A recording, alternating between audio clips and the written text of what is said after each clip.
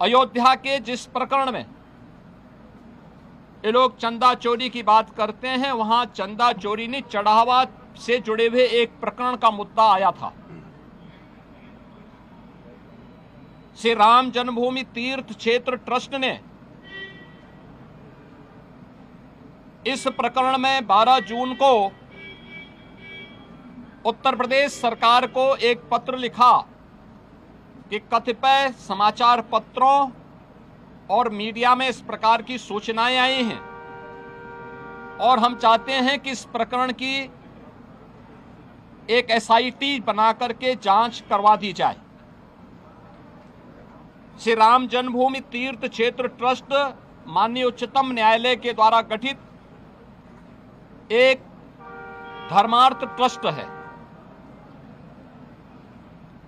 राज्य सरकार इस मामले में कोई हस्तक्षेप बिना ट्रस्ट के आग्रह पर या माननीय न्यायालय के आदेश के बगैर कोई भी निर्णय नहीं ले सकती थी। ट्रस्ट ने अपील की, अनुरोध किया। राज्य सरकार ने 13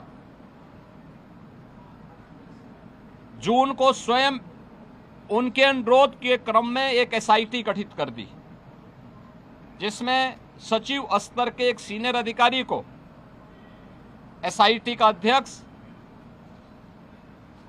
आईजी रैंक के एक अधिकारी को उसका सदस्य और वित्तीय मामलों के विशेषज्ञ एक स्पेशल सेक्रेटरी रैंक के अधिकारी को उसका सदस्य बना करके इस एसआईटी को काम दिया गया कि वह अपनी रिपोर्ट उपलब्ध करवाएं, जिससे हम ट्रस्ट को इसके लिए आगे की कार्रवाई के लिए कह सकें। 15 जून से कार्य प्रारंभ किया।